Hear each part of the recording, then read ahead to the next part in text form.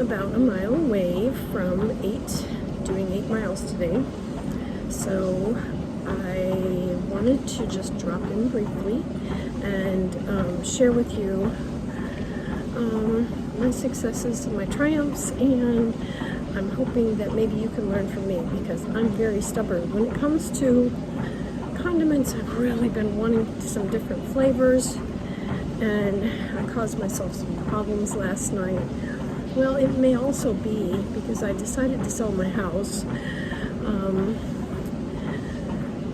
I had heartburn last night. Well, I had put Dijon mustard on some sardines, which I'd had earlier in the day before, and they didn't bother me. But apparently having it right before bed is not the thing to do. Maybe stick with beef, because it's never bothered me. Anyway, I've also had it with hot sauce. I don't think the hot sauce has bothered me like the mustard did either. So if you have autoimmune issues and or allergies, you might really want to stick with salt for a while.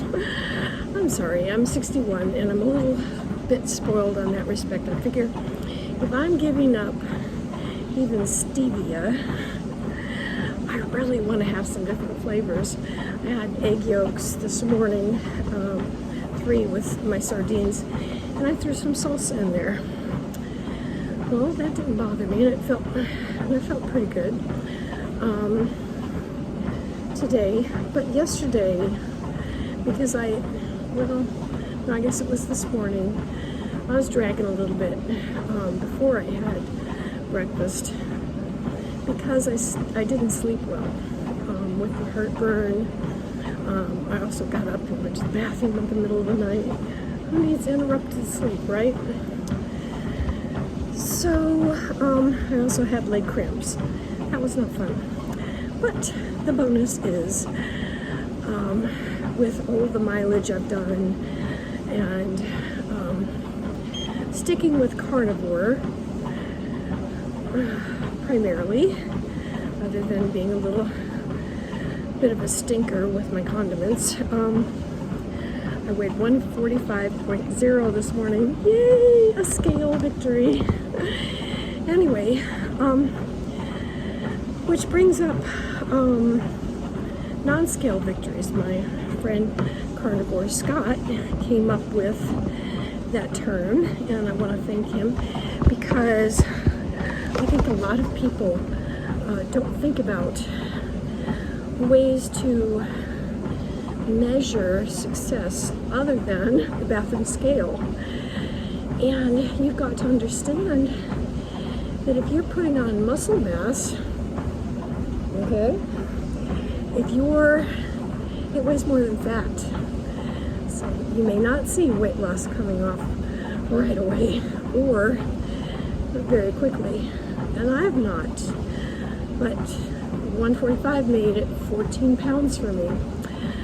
Another thing is, particularly as older women, we tend to have bone loss. And if you're exercising and eating a carnivore diet, your bones will become denser. And so that's another reason why you may not see that bathroom scale move. You definitely want more muscles. You definitely want more fat. I'm sorry, not more fat, but heavier bones. You're less likely to break them, okay? More muscles leads to a higher metabolic rate, and you'll stay physically fit longer and stronger as you age. Okay, so which brings me up to some other non-scale victories, ways you can measure success. And thank you, Carnivore Scott. And if you haven't visited his channel, he only has about 250 subscribers. So please go visit his channel, watch a video, hit like and subscribe. Okay, so another way to measure if you've done well or not is by your previous level of endurance. For the last 2 years, the most I could eke out in a week was walking 2.5 miles per day. And that is a pretty steady average. And it wasn't changing, and I didn't have any more energy. I couldn't put any more into it. But I went carnivore. Actually, I started 6 weeks keto, and then I've now been carnivore for a month. So that's 2.5 months between keto and carnivore. Anyway, what happened really was after I went carnivore, I tripled my distance. I doubled my distance within about 10 days. And at this point, I've now tripled my distance. I'm doing at least 7.5 mile average per week. Yay! So there you go. But you gotta remember, I was walking 2.5 miles a day for 2 years before this. 10 years ago, I could just make it to the mailbox. And I weighed 199 pounds, so my story's a long one. But back then, I knew I had to get rid of sugar. And it took me 10 years, but I finally did. And that includes artificial sweeteners. So I want to encourage you to do the same. Next, I'm hoping maybe you can help me answer this question. I have some video topics I thought might be fun. And if you will leave in the comments section, please, if you're not a subscriber, consider subscribing if you want to see more videos like this one. And if you will hit the like button, that would be greatly appreciated.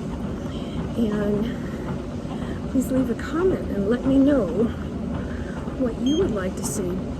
But one of the things I didn't do before I started this, and I really wish I would have, and I started, but I get distracted so easily. Anyway, so I didn't do body measurements. So I've since then looked up how to do them correctly, and I thought it might be nice if I put together a video, shared with you my body measurements 1 month in, and show you how to do them. Because then you can have another way to measure progress. If you see that you're losing fat and gaining muscle in your arms and your legs and your belly, then that's another non-scale victory, isn't it? Because it's really hard if you've been exercising and putting in the time and eating correctly, the proper human diet. You know, you look at that bathroom scale and you don't see it moving. Well, this is why I'm trying to encourage you to look for other ways. Okay, so correct body measurements, how to make jerky or pemmican, why walking is the best exercise if you're not fit. Well, it might be surpassed by only one other. If you're really out of shape, getting in the pool and you're very heavy, and you can find a pool to walk in, that would actually be preferable, or do like a water aerobics class. So that's another idea for a video. How about a keto carnivore diet for autism? Just about everyone knows someone with autism or a child with autism. Also thought about doing channel of the day or channel of the week. What supplements do I take and why? How to encapsulate your own supplements. Maybe some of the recipes that I make at home. Anyway, tell me what you'd like to see, and let me know what you think. Y'all have a great day. Take care. Bye-bye.